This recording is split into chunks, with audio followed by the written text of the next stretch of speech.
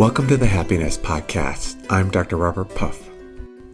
Recently, I got on a plane trip to go to Alaska. My nephew was getting married, and I was excited to see him start his new life. Well, when I got on the plane to go to Alaska, which is a long flight, the flight was delayed over an hour because they were having problems with their bathroom in the very front of the plane. I was sitting in the first row in the first seat, so I could see everything going on. Well, finally, they just put up a sign saying you couldn't use this bathroom. There were still 3 bathrooms in the back of the plane, but you had to walk all the way back to get to them. Well, I noticed a woman sitting across from me in the aisle, and she was talking to the stewardess, asking him what her options were. It's because she had an injured foot, and she had reserved that very seat so that she could be able to go to the bathroom very easily. But now she had a dilemma because the bathrooms were all the way at the back of the plane. So she was trying to figure out what she would do, and I could tell she was very worried. After we'd been flying a while, I went up to 2 different stewardesses and asked them about this lady because I knew that she probably wasn't going to say anything, but it was a long flight, and I knew she probably needed to go to the bathroom. That's why she chose that seat, so that she could easily access it. And I knew everyone was busy on the plane doing their job, but this lady beside me, who I knew was distressed because of the way she was talking earlier, probably wasn't going to say anything and was just going to suffer. Well, I wasn't going to have her suffer. So the stewardess brought up a chair, but the problem was her foot was injured. So what I did, and she let me, is I held up her foot all the way back of the plane until she could get to the bathroom while she was sitting in the chair so it wouldn't be injured and so that she could get back there without too much pain. And I was really glad that I could help her. And I didn't do it for any reason, but I just hate to see people suffer. So I didn't want to see her suffer, and I did things to help her life be a little bit better. And I'm definitely not sharing this story to get any praise for it. I actually haven't told anyone about it until right now. I could tell that the lady was very appreciative and thankful for my help, because I'm quite sure most people don't notice her, and she just suffers in silence at times. I'm pretty sure the stewardesses had forgotten about her injury, or at least were very busy taking care of the other people on the plane. And at the same time, the lady didn't want to draw attention to herself. A lot of people are that way. They just suffer in silence. She was a beautiful soul who didn't need to suffer, but what she needed was people to help her in life. And I think that's why we're here in life. We're here to help others, particularly those who aren't able to help themselves very well. That, I believe, is one of the most important things that we can do in life, because it's the little things in life that we have opportunities to do all day long that I believe matter most. But why do they matter most? Think about this. What if we met a lawyer who graduated top of his class, ending up opening up a private practice, and we were making 8 figures every year? He had the most beautiful home with the most exquisite exotic cars. But at the same time, he never went to any of his kids' practices, events, came home very late, was gone often, and on the side was cheating on his wife with many different women. Would we look up to him, or would we not? But let's say there's a classmate of his, and she goes down a different journey. She decides to defend people who have no money, that are homeless, that are really struggling in life, and they have no way of paying her. But she does it because she wants to help people. So she lives in a modest home. She drives a car with over 100,000 miles on it. And yet, even on her weekends, she works at an animal shelter so that she can help animals that no one cares for. Which of these two do we look up to, or do we say, that's a better life? I mean, the classic story goes back to Charles Dickens and Ebenezer Scrooge, Christmas Carol. It's the little things in life that we get opportunities to do all day long that matter. I really don't believe it makes any difference the accomplishments we achieve. I think there's a lot of people that achieve great accomplishments, but they're not very kind people, and we don't look up to them.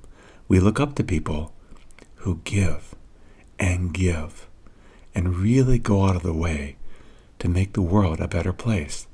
Those are the ones that we really do admire, like the Mother Teresa's of life. Haven't we all had experiences where someone went out of their way to be very kind towards us? Many years ago, when I was younger, I was staying at a campground, but I didn't have anything but a wind jacket, and it was really cold at night. And so I sat as close to a fire as I could because I didn't even have a campsite in order not to freeze to death. Well, someone noticed, and then the next night they came up to me and said, "We see you don't have a sleeping bag and just that very thin wind jacket. We were wondering if we could let you use our sleeping bag tonight."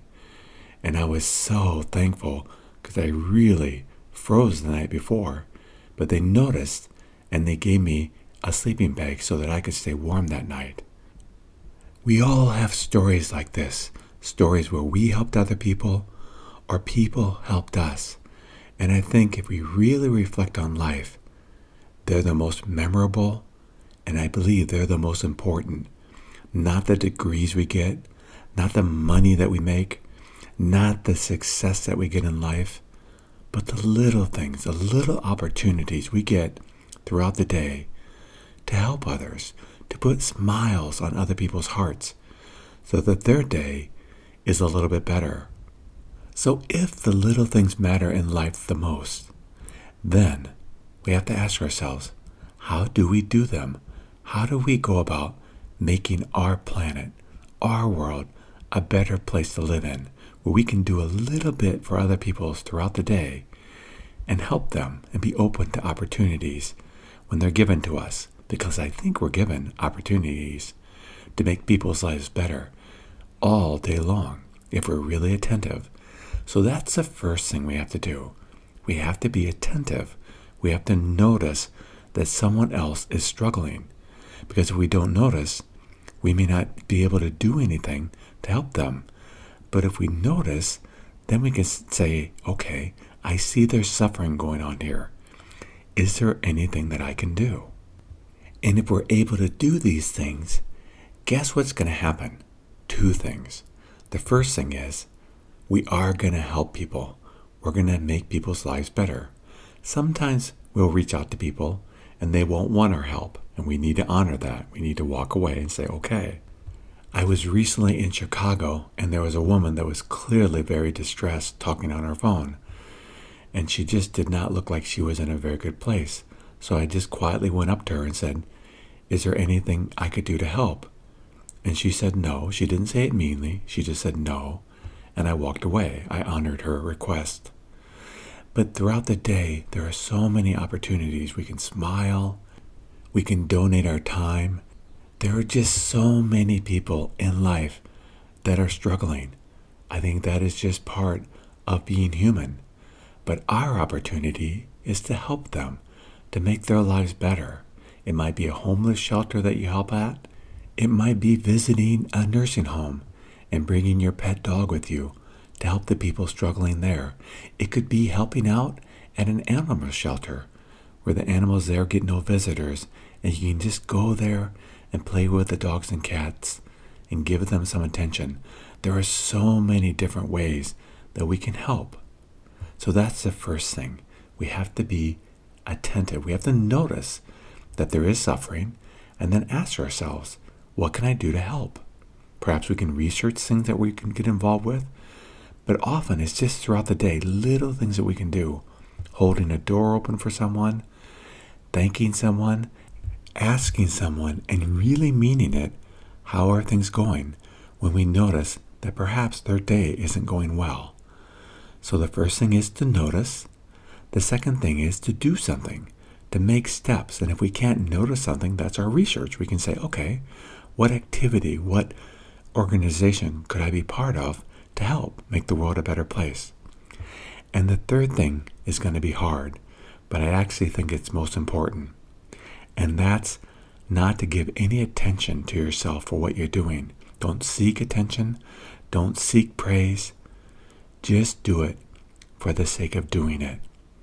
Because we don't really look up to people that really brag about all their accomplishments. even if their accomplishments are helping others. I think it's better, and we look up to people that we never know that they did these things, and we later find out that they did. It's not that they have to hide it, it's just they're not trying to seek attention for it. And I think in life, when we don't seek attention for helping others, but we just do it because it's good to do that, then the real reward we get is just liking who we are. Because in our own eyes, we're going to say, I'm doing good in life. I am making the world a better place, and that's enough reward for me. Because ultimately, however we judge others, we judge ourselves the same way. So we don't really like people that are very selfish and brag a lot.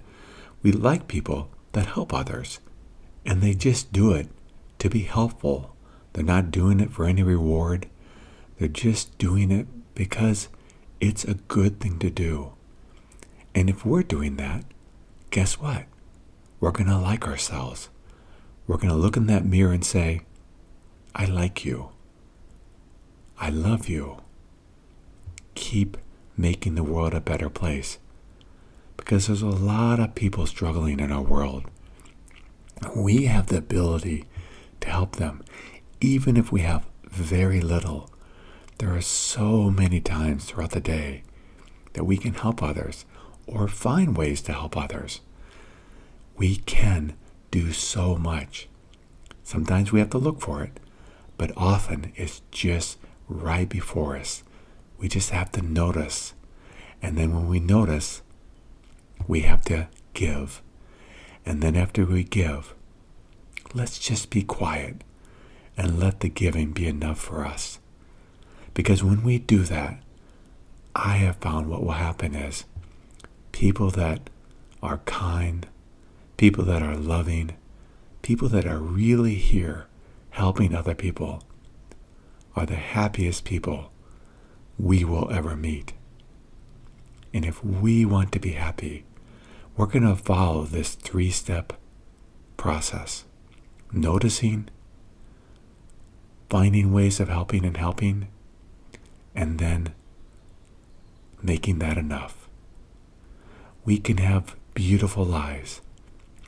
And when we realize it's the little things that matter most, we will notice too that our lives are becoming beautiful.